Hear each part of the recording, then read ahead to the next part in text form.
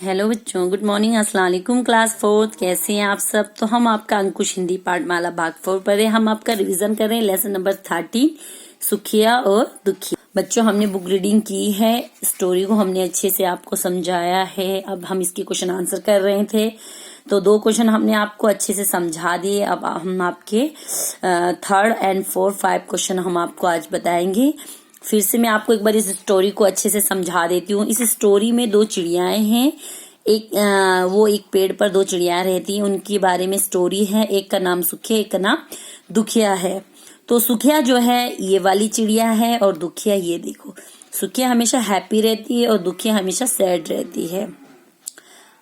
उसके बाद क्या होता है, सुखिया जो है हमेशा खुश रहती है, जो कुछ मिलता उसी में वो हैप्पी रहती है। हर दिन वो सुबह जल्दी उठती है, हरे हरे खेतों में दाने चुगने जाती है, शाम को अपनी चोंच में कुछ तिनके लेकर आती है और उन्हें अपने घोंसले बनाने में काम लाती है। धीरे धीरे वो अपना एक बहुत ही खूबसूरत सा घोंसला बना देती है। दूसरी तरफ देखो, दुखिया हमेशा दुखी रहती है। ना तो वो सुबह जल्दी उठती है, ना नियम अनुसार वो कहीं दाने चुगने जाती है। बस वो ये हमेशा यही देखती है कि दूसरे आदमी के हाथ पैर है, गाय भैंसों के बड़ी बड़ी हाथ शरीर है, मतलब बहुत से ऐसे प्राणी जिनका शरीर उससे बड़ा है। बस ये सब देखकर वो बहुत दुखी रहती थी, जलती रहती थी।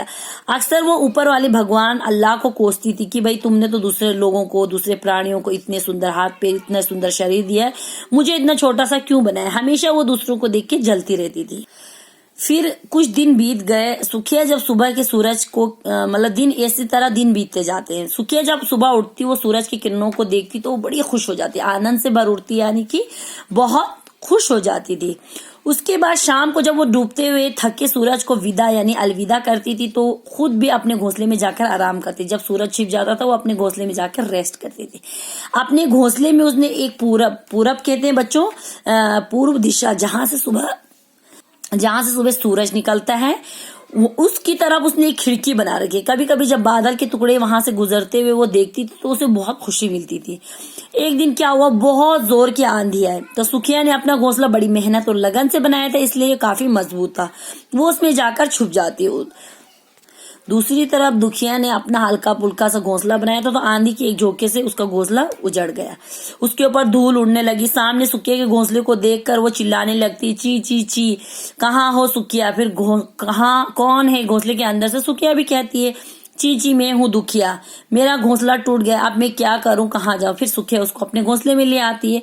जब आंधी शांत होती है, वो फिर से भगवान की, अल्लाह की बुराई करनी शुरू कर देती है और कहती है कि भगवान ने तुम्हें कैसा मजबूत घोंसला दिया और मेरा कितना कमजोर, जो एक ही हवा के झोंके में उजड़ गया।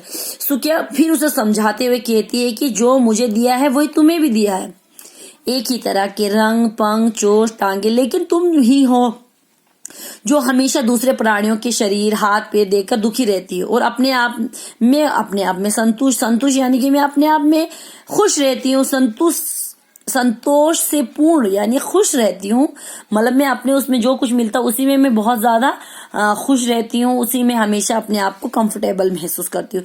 तुम जो है हमेशा दूसरों का घर देखकर, दूसरों के हाथ पैर, दूसरों के शरीर देखकर तुम जलती रहती। इसलिए मतलब मैंने अपना घोंसला जो है मेहनत से बनाया, लगन से बनाया, अपने मन से बनाया, इसलिए मेरा घोंसला मजबूत है। तुम दूसरों को देख के ईर्ष्या करती हो, ईर्ष्या यानी कि जलन करती हो, इसलिए तुम्हारा घोंसला कमजोर पड़ गया। दुखिया को अपनी गलती पर बहुत पछतावा हो, तो उसने उसी दिन से ठान लिया कि अब उसको जो कुछ भी मिलेगा वो उसी में खुश रहेगी। फिर तो वो पूरी लगन यानी कि मेहनत से उसने अपना घोंसला बनाने में लग गई। कुछ दिनों के बाद फिर से आंधी आई। अब उसने अपना घोंसला जो है, जब आंधी आई तो वो अपने घोंसले में छुप गए, क्योंकि उसने अपना घोंसला अब पहले से मजबूत बनाया था। जब आंधी बंद हो गई, आंधी रुक गई, तो वो बाहर निकली अपने घोंसले से और भगवान का शुक्रिया अदा करने लगी। भगवान से कहने लगे कि अच्छा हुआ तुमने पहले भी आंधी दे दी, अगर तुम पहले आंधी नहीं देते तो मुझे समझ में नहीं आता था मेरे अंदर क्या कमी है। तो उस मतलब अगर वो ऐसा आंधी नहीं आती तो वो मतलब इतना सुंदर घोंसला नहीं बना पाती और अपनी कमी भी उसको पता नहीं चलती। इसलिए बच्चों, कभी भी किसी को देखकर नहीं जलना चाहिए। जो कुछ हमारे पास है उसी में हमें खुश रहना चाहिए। इस लेसन का मतलब यही है कि हमें हमेशा जो है अपना काम समय पे करना चाहिए और नियम अनुसार करना चाहिए, और कभी दूसरों की चीजों को, दूसरों के घर, दूसरों की गाड़ियां, दूसरों के कपड़े, दूसरों की मतलब कुछ भी दूसरों की चीजें देखकर जो है मतलब हमें जो है जलना नहीं चाहिए या किसी की चीज देख के नहीं कहना चाहिए कि भाई इसके पास है मेरे पास नहीं। ऊपर वाला बेहतर जानता है, वो सबको अपने अनुसार अपने टाइम पे जो कुछ उसको देना है वो दे देता है। इसलिए हमेशा ऊपर वाले का शुक्रिया अदा करो, सब्र करो। सब्र करोगे तो इंशाल्लाह सब कुछ अच्छा होगा। तो हमने इसके 2 क्वेश्चन किया। आज हम करेंगे इसका तीसरा क्वेश्चन। सुखिया दुखिया को अपने घोंसले में क्यों ले आए? तो आंसर है बच्चों, सुखिया दुखिया को अपने घोंसले में इसलिए ले गई थी क्योंकि आंधी से उसका घोंसला उजड़ गया था। क्यों ले गई थी? क्योंकि उसका आंधी से उसका घोंसला उजड़ गया था, इसलिए उसको वो अपने घोंसले में ले गई। क्वेश्चन नंबर घ, सुखिया के समझाने के बाद दुखिया ने क्या किया? जब सुखिया ने दुखिया को समझाया तो उसके बाद उसने क्या किया? तो आंसर, सुखिया के समझाने के बाद दुखिया को अपनी गलती पर पछतावा हुआ। उसने तुरंत ठान लिया कि अब से जो कुछ भी उसे मिलेगा वो उसी में खुश रहेगी। ठीक है बच्चों। उसके बाद क्वेश्चन नंबर लास्ट क्वेश्चन, इस पाठ से आपको क्या शिक्षा मिलती है? इस लेसन से आपको क्या सीख मिलती है?